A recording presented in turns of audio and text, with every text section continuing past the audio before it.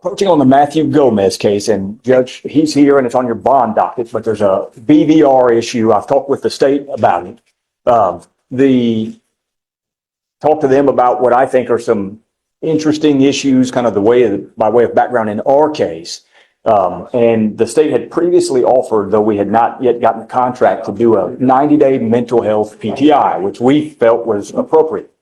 They're going to review with the felony court to determine whether they still believe that may be appropriate, but they can't do that at the moment. They're going to have to get some feedback and find out a little bit more information about the new felony charge. I read the cases and think there's issues with both of the cases. But there is the pending BVR based on having picked up the new felony charge and need to. Is he here? Yes, he's here. Come up. Yeah, call him up. Please. And it's not really our issue to delve into, but I think there's issues with the way the police officers maybe made the stop in the new case. And If he's picked up a felony offense, I'm very upset. we understand. And Let me express my disappointment with you, Mr. Gomez. You picked up a felony assault of a peace officer while you're on bond for this case. What happened, please? So in the felony, the officer dispatched to a suspicious person call at a closed gas station. They observed the defendant walking around the vacant lot holding 2 glass bottles of Corona beer, indicating possible intoxication. They attempted to stop and identify the defendant, but he ignored commands and walked away towards the main road. And despite multiple warnings, he refused to comply, and he threw a glass bottle at an officer before fleeing on foot. Officers pursued the defendant for half a mile before detaining him, and while being transferred between patrol units, the defendant had already moved his hand restraints to the front of his body, and the officer attempted to reposition the restraints behind him. That's when the defendant pulled away and struck the officer's left thumb with his elbow, causing pain, redness, and tenderness. And then the defendant attempted to flee again, but was taken to the ground. And I think there's issues with walking up and saying, we see someone and no more. Well, It's I know not our case to litigate. Well, I know. All I know is that you've now picked up a felony case. Where'd you going? I got to take him. Well, Judge, if we're going to be revoking him on that, then I do think it is our issue to delve into. And I think there's issues with the way he stopped. And, but if that's going to be the basis to revoke him, then this court doesn't. But the entirety of the information that the officers receive is based on what I would contend is an illegal stop. You can't just walk up and say, without more, there's no Go reason. up to a guy and say, hey, let's talk. No, that's not what they said. They said, walked up and said, show me your ID. And that's an illegal detention. That is a detention, and it's one that's unlawful under the circumstances. I don't know. Well, I'd like to set it for a hearing if we're going to do that. Sure. And he posted bond, $10,000 in the felony case. We think that's sufficient to ensure that he appears for a hearing, a formal hearing on it without needing to take him into custody. I've talked with his mother. His mother has had good contact with me throughout this process, and she'll ensure that he's here. I think if we set it for early next week, then we can delve more into the felony case and figure out if the mental health, and I think the state can get an answer about whether mental health treatment is what's appropriate. We think it's appropriate, and even if you delve into the background of our case, the allegation is that he called the police himself and said, hey, I've got traffic tickets, come arrest me, come to my home and arrest me. The allegation, and that he also said, and when you get here, I'd like to be in a fight. And when the cops arrive, they oblige him, they put their tasers away and fight him. And that's consensual conduct. And whether we like it or not, humans have the ability to consent in physical fights if they like in Texas. And it may not be something that we would do or agree with, but legally people are entitled to do that. And so he's not resisting arrest even in our case. So we think there's issues in our case, but we thought on the defense side that it may be more appropriate to go the Harrison route and see if mental health PTI. I appreciate your argument. Yes. I appreciate your tenacity, but I have to be fair to every single person that comes through here. Mm-hmm. We have certain standards and procedures that we follow. Sure. When anyone picks up a felony case, especially a violent felony case, we revoke the bond and we put them in custody. We cannot continue to act in this manner. We are a civilized society and actions have consequences. I'm happy to give you a hearing, but no, I'm taking you into custody. You picked up a felony assault of a peace officer. Judge, and my position respectfully is if he's entitled to it, Judge, maybe before he be taken away, we finish this portion of the hearing. I think he's entitled to be president. But we think it also a part of due process that before a revocation occur, that you're entitled to both notice and an opportunity to be heard. And if they're going to be seeking to revoke his bond, then under our rules of evidence, it's very clear in Rules of Evidence 101 that a revocation, the rules of evidence apply. And everything that's gone on this morning is a proffer by the state, and I respect the proffer, but that doesn't meet the standard for the rules of evidence, and that's why The judge found that there was enough probable cause for a felony office to be filed against him. Sure. I don't want to relitigate a felony case here in misdemeanor court. and I think So- that's fine. Well, but I think we're entitled to if we're going to be, and that's what the hearing would be for. But that One of the finding, conditions of his bond is not to pick up any new cases. He's picked up a new case. and as an evidentiary matter, there's been no presentation that he violated the conditions of bond. I know that you can look in your system and even take judicial notice of that court's finding, but that finding and pleadings that charging him with a new crime, those are not self-proving. And if they're not self-proving, then there's no actual evidence that's been presented. And we'd be entitled to ask questions to prove up, for instance, that they illegally stopped him. There's no basis for that detention. And so respectfully, I'd like to say, I'm not going to relitigate the felony case. I'm not going to. You know, I respect your position, but I'm not going to. well, He violated a condition of his bond. says who? Says a felony court magistrate that put on the case again. That He's entitled filed to be it. heard on that. And And he did in felony courts. I don't believe that that's, He goes in front of a magistrate. He has a defense lawyer in the magistrate, you know, when they do the magistration. So he does. well, I think he's entitled to be heard here. If you're going to revoke his bond, I think he's entitled to be heard here. And that hasn't happened. And certainly hasn't happened in accordance with the rules of evidence. I would just say that, just reiterate that a district court has found probable cause in this case. They said there's no evidence that he violated a condition of bond is flat out wrong because a district court judge has found probable cause on this new bond. She is picked up. And that's not self-proving. Otherwise, in trial, they could just come in and bring in that piece of paper that finds probable cause and submit that as evidence, and they can't. That's not evidence. Those are not self-proving findings. We're not in a trial here, Well, right? Well, You know? no, I know it's This is not. just, we're having a bond hearing. Sure. He's violated the condition of his bond. I understand that you don't like it. I don't- it's not that I appreciate don't your like it. tenacity, but Disagree with you. and reasonable minds can differ, but he's picked up a felony case and there's a certain process that we follow. Well, and so we'd like a hearing on that. Yes, I will give you a hearing. Yes, but I'm taking him into custody because he's revoked and he's a danger to the community. I find by clear and convincing evidence, he refuses to comply with his conditions of bond. Goes with you. I'm sorry, Brian, but I mean, really, Well- every case, when they come in here and they pick up a new case, I it's respect, just especially a felony assault of a peace officer, I understand. you know? I just believe that it puts the cart before the horse to make the decision to revoke based on pleadings when case law is abundantly clear that pleadings themselves are not self-proving and that the rules of evidence apply in a revocation proceeding. It's in Rule of Evidence 101, I believe. And nothing that has taken place this morning has been in accordance with the rules of evidence. I understand the court's, I understand that as a historical matter, folks come in and proffer information and I proffer information and we don't do it from an evidentiary standpoint. And that may be what the hearing would serve to accomplish. And so if the court's position is after a hearing, you'll revisit the issue about whether to reach a final decision to revoke his bond or not, then we can respect that. Sure, happy to do it. Okay. And in the meantime, I guess I do need to request that the bond, a new bond be set in an amount that you can. Of course, yes. In the event that his family elects to get him out before the hearing. And in light of our What I discussion, normally do in these types of cases, I always set it at 5,001. Okay? If you reach out to the family and they have a problem, then we can talk about it. well, and I'll let the court know, the bond was set at 40,000 in the felony case and reduced to 10,000 because the family doesn't have a bunch of resources. His mother has worked to get him out on bond on that case and is going to have to do the same here, but it's really money that's coming out of the mother's pocket. And so which my whole position was get him access to resources. Now we're diminishing resources and I respect that. I understand, but it's the mother's resources, not his. And so And the mother, and we knew this And I hope- issue was coming up this morning, and he showed up. And that's part of the goal, is to ensure that he appears, and he did, and to ensure the safety of the community. And I think that part of the finding will address the hearing.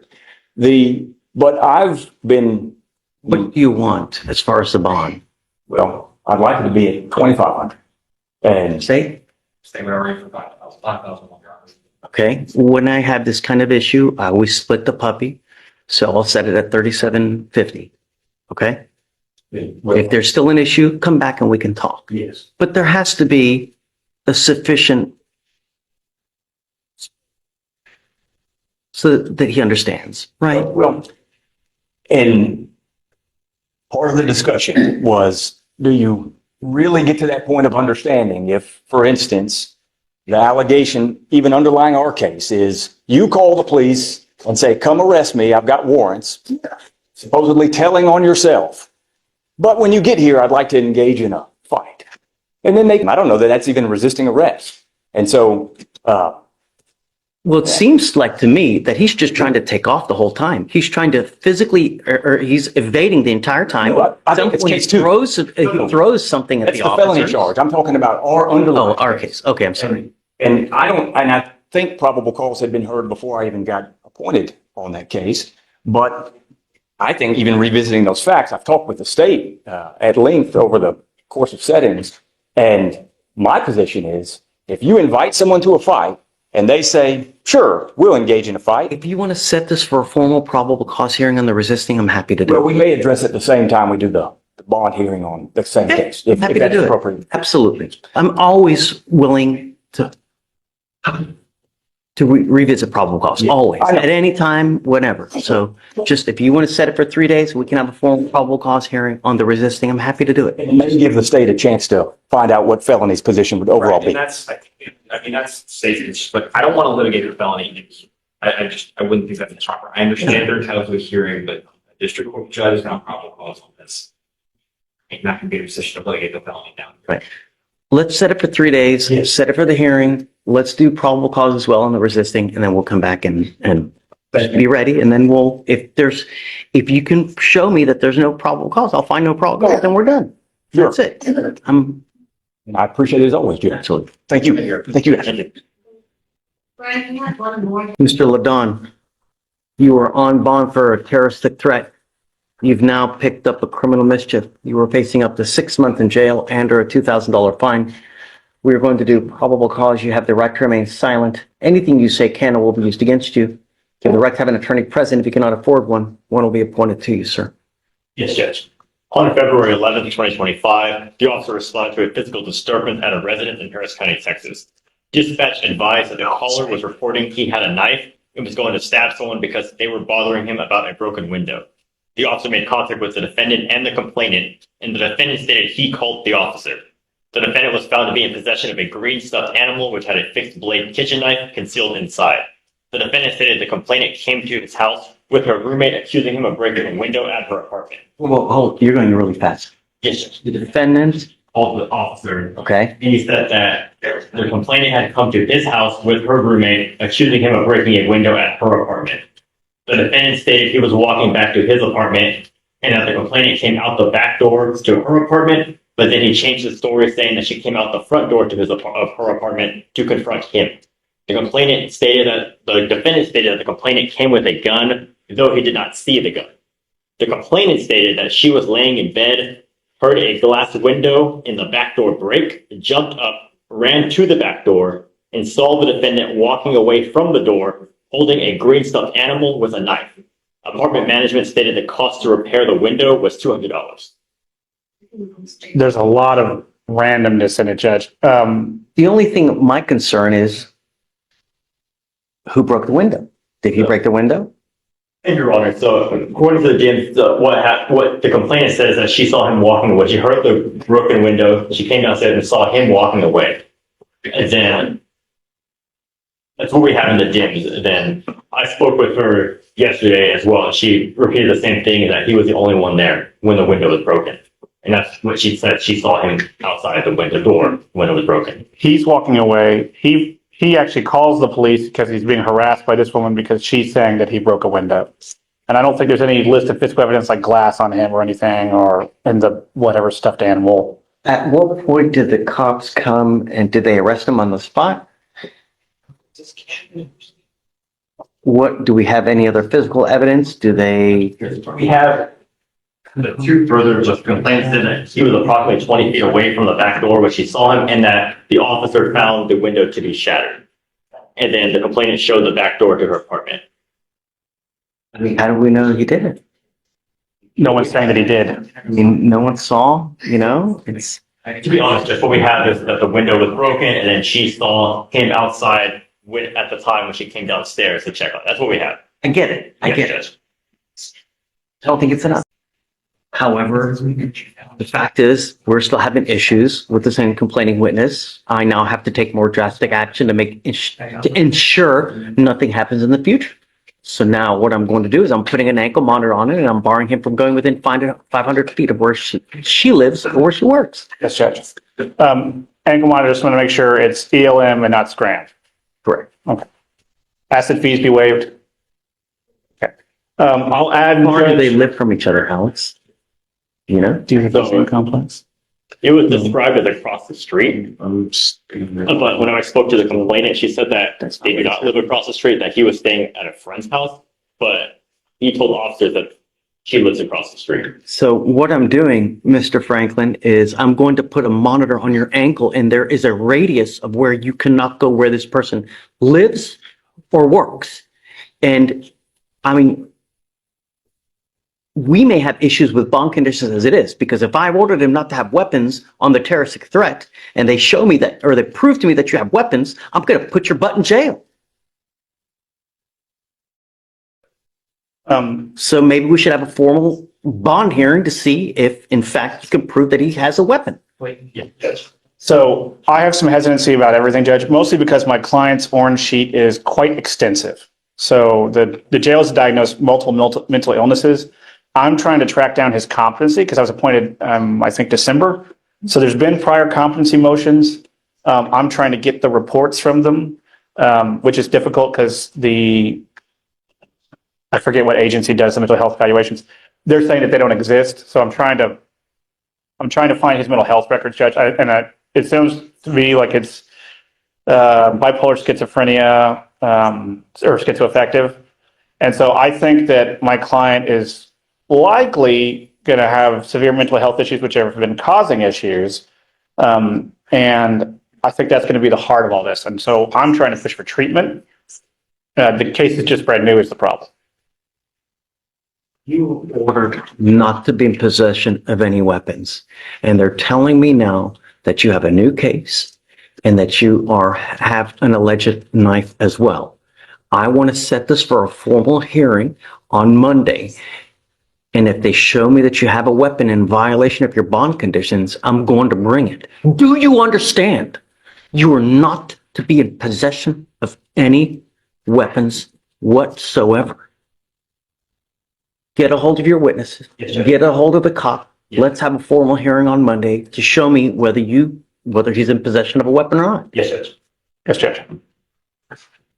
In the meantime, like I said, if I find that you become a danger to my community, it's really not going to go well for you.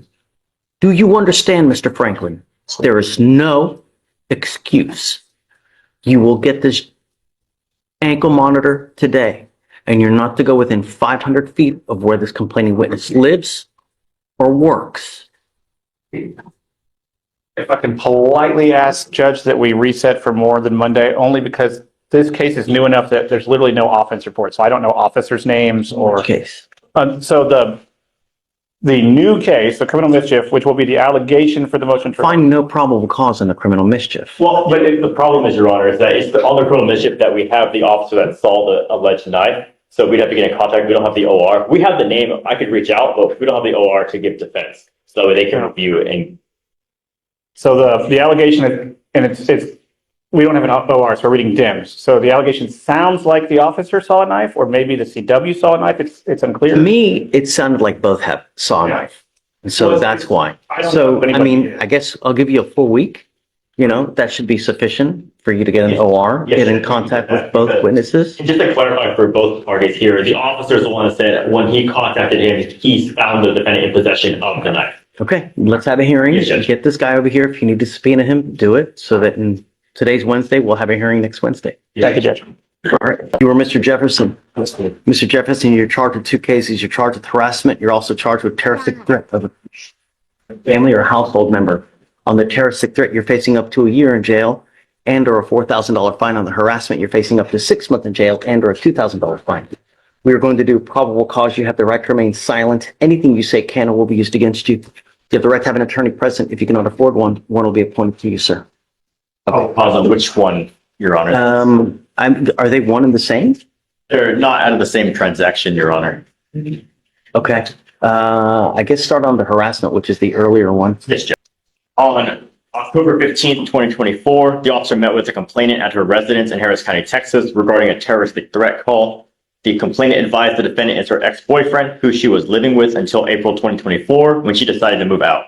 The complainant stated she received a photo of the defendant with a firearm to his head, and after the complainant blocked the defendant, she started receiving multiple emails from him asking for half the rent. When the complainant refused, the defendant sent her a message via email saying, "If I lose this place, I have nothing to lose after that, so I'll be sure to put you there, and that I promise." The complainant went to work, and she advised the defendant was at her job and refused to leave despite her request and stayed outside in his motor vehicle. And then, would you like to hear that? So the harassment is the text, I'm assuming? The harassment is the multiple emails, including the message via email saying that the threat. Okay. All right, go for the terroristic threat. Same complaining witness? Check, Your Honor. Yes, Judge. Okay. So for the terroristic threat, on January 2nd, 2025, the officer was dispatched to a business in Harris County, Texas, in reference to a terroristic threat call. The officer met with the complainant, who stated the defendant messaged her stating she paid her portion of the light bill and the complainant needed to come and pay the other portion. The defendant messaged her twice on TikTok saying the same thing, and the complainant stated via TikTok, if the bill was not paid by the 4th, there will be problems.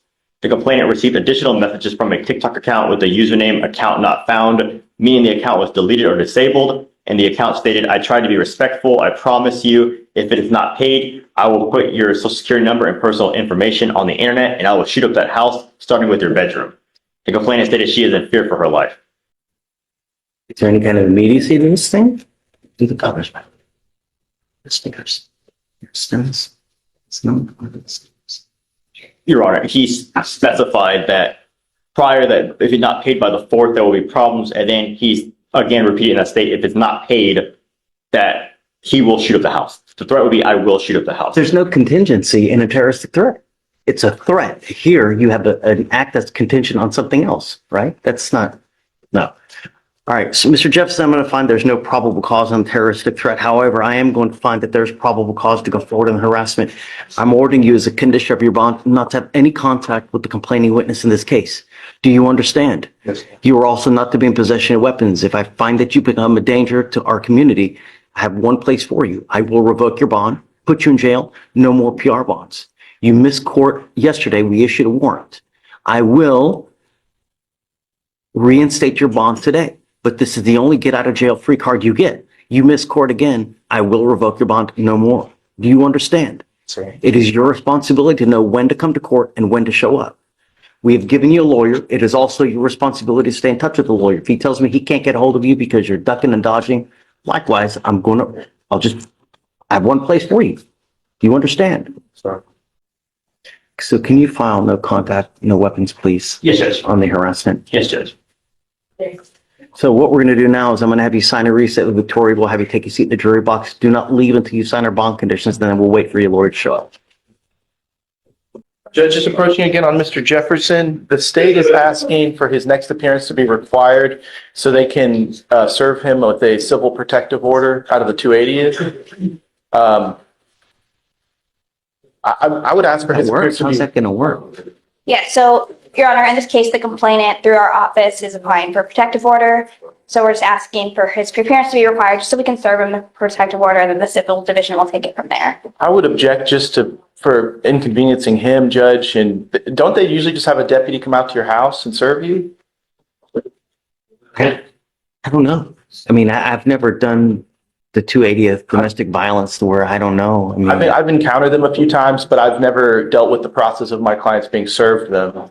They just get served. so you get, so you apply, you've got the hearing, you have to serve him so that way he can go to the hearing in the event that he wants to And that's contest. all we want to do is get Right. the process started so we can protect our complainant in the case. And we would have had him served today, Judge. I just don't believe that things have been, Want me to do a protective order now? no, because this is the long-term civil protective order, not just the MOAB, Your Honor. And they already have a no contact. We do, I believe, have a MOAB on file. You want me to in the put a case. MOAB in now? Sorry? You want me to put, did I already do a MOAB? Yeah, I thought you did. I believe we do have a MOAB in this, well, No. in the prior case we do, in the new case, No, that wasn't signed. Let me, We just- put in one for yeah, now, yes. because I know that he has the harassment, he has the other terroristic threat. I didn't realize that you guys had filed it. He doesn't live with the complainant. They share no children together. He has no problem staying away from her. Mr. Jefferson, come up. Mr. Jefferson, on your harassment case, I'm entering in what's called a magistrate's order for emergency protection that identifies Ms. Green as a protected individual. As of this day forth, she's now protected, meaning that you cannot commit family violence or an assault against this person, commit an act in furtherance of an offense under section 42.072 of the Texas Penal Code, which is the stalking statute. You cannot threaten, harass, use another person to communicate a threat or harassing behavior. You cannot be in possession of a weapon or go within 200 feet of where she lives or where she works.